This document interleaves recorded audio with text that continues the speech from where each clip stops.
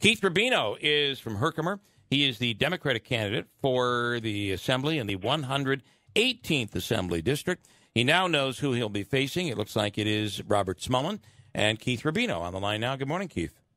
Good morning, Bill. How's it going, guys? Wonderful. So tell me your thoughts on you now know who your opponent is going to be. Right. I'm looking forward to facing off against Mr. Smullen.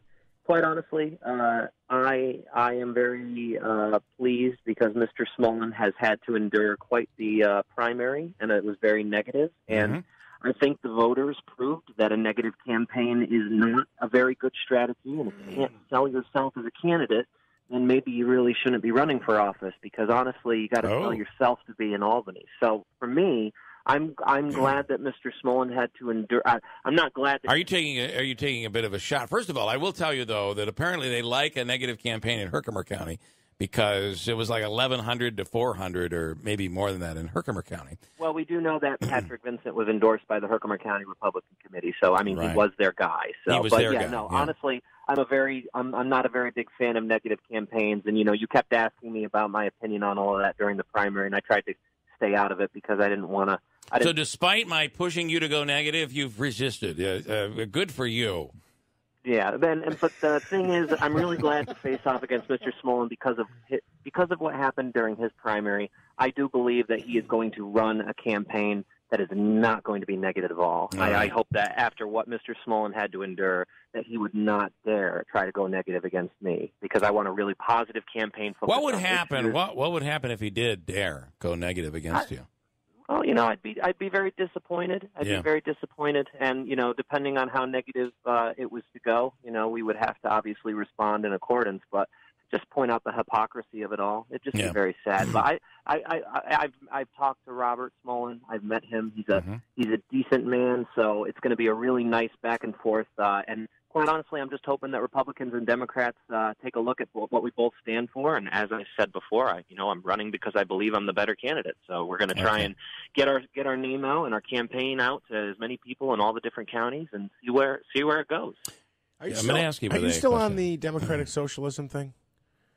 Am I still on the democratic socialism thing? No, I mean, not at the state that. level. He left. I'm on the side of taxes being used to help fund the things in this area that we need to fund. So single payer health care, absolutely. I'm pushing for that. Obviously, democratic socialism is a part of our current New York State. The Department of Public Works salts our roads. We pay for our taxes to salt the roads when they're there was a far left candidate yesterday, and Cynthia Nixon that did not get did not get the votes she needed. As a matter of fact, she was kind of defeated soundly by the governor yesterday. Well, and you know what, though, Bill? This is where money in politics is kind of frustrating because Governor Cuomo spent $8.4 million. I mean, that's a disgusting number to think about how much money somebody spent in a political campaign. Yeah. I mean, I understand that it happens. I mean, Claudia Tenney and Anthony Rendisi are spending millions for Congress. So, it's just frustrating to me because is the amount of money they're spending disgusting? Do you think? Yeah, honestly, I understand that, but currently that's the system that we have, Bill. There's nothing we can do about it right now until we get money out of politics. How much do you think you're going to spend?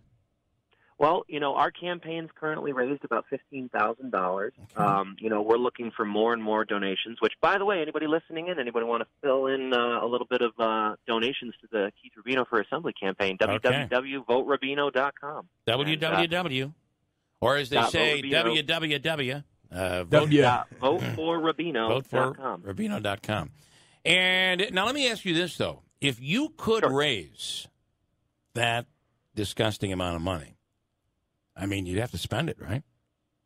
No, I mean, you would can not. keep that money in you can keep that campaign money in your bank account for as long as you want. But quite honestly, I'd be a little. I would be very curious as to what people are thinking of me if I was able to raise millions of dollars for this assembly campaign. I don't think that's I think that's a very out of left field possibility. I don't think it's going to happen. All right, tell the people, tell the voters what you stand for, Keith Rubino. Thank you very much for giving me the opportunity to tell them that. So I stand for the regular person. I work full-time overnights for the Central New York DSO. I currently, I've worked in that field for 10 years with people with disabilities, and I'm trying right now to run a regular campaign focused on, issues like educational funding. I keep reminding people that a Democrat isn't out there to take your guns. I support the Second Amendment. I support repealing parts of the SAFE Act that I've seen that are actually kind of, hindrance to the current system that we have. And what is an example of that? What do you think should be repealed? So there's a section in the SAFE Act that currently stops people from seeking mental health. There's a lot of people who are adamantly opposed to going to seek mental health funding because part of the SAFE Act stipulation is they will take away your guns if they believe that you are a risk to yourself and others. So they feel that it's stopping people from going to get the help that That's they need. Interesting. Yeah, are you for microstamping? Do you think that microstamping is a good way to go? I mean, putting the stamp on the bullet so that, or every time the gun is fired, however that works. What do you think about that? No, I think a lot of these laws were written for New York City and the surrounding areas, and a lot of these things are going to hurt upstate and do nothing to help upstate. I mean, we don't have high murder rates here in New York State at all. But the SAFE Act was written in a way to kind of say, look what we did after what happened in Newtown, Connecticut. Okay, and sure. Yeah, so quite honestly, I'm very interested in looking at parts of the SAFE Act and seeing what we can repeal. But there are good things in there that people don't realize. Like expanded background checks, just common sense things that people can say. Yeah, you know what? If somebody wants to get a gun, I think they probably should wait maybe an extra day or two just to make sure that they pass the inspections. It's not a big deal to me. Can I ask you just a quick question on what you said about the mental health situation? I can understand somebody saying, I don't want to be in a situation where they're going to take my guns away because they say I'm not mentally healthy or stable. But did you say you'd be looking to remove the provision that says if you are determined to be a danger to yourself or others, they can take your weapons away? It needs to be revisited, and the legislation has to be rewritten to better serve the people in this district and throughout our rural areas where, guns are something that they use like for protection, and they use them for, their farms and, when police can't make it over there. So the law needs to be rewritten. Doesn't need to be completely repealed out of the thing. But when I say repealing parts of the SAFE Act, I probably should have clarified. I'd like to see certain things rewritten. So parts of it taken out. Okay. I just got one more question about continue. I just wanted to continue on quickly. Sure. I just want to remind people, as a Democrat, the Assembly is filled with a majority of Democrats. I urge people, unfortunately right now, people seem to think that, Democrats are not somebody who can get things done, but the majority of the Assembly is Democrat. And so if people give me that shot to prove to them that I can do what I want to do, I will be able to get funding for education. I'll be able to try and work for grants to get as much funding into the area as possible. To me, I am going to be the one that spends as long of an hour or as many long hours as possible in my office late at night trying to get grants and funding for this area. Right. And to be very, very honest, with my current schedule, with overnights and then getting out of work and then, having obviously to come on to shows like this. radio shows and shake hands and go to events. I'm lucky if I get 2 or 3 hours of sleep a night. And I am fully on the go every day. And I cannot wait to get elected and prove to people just how much I can get done when I'm not working an overnight shift for a job other than just being paid by the taxpayers to represent them. What do you say to people who say you're a Democrat that has very little experience, you have no chance in hell in this assembly district, just because it's so heavily Republican?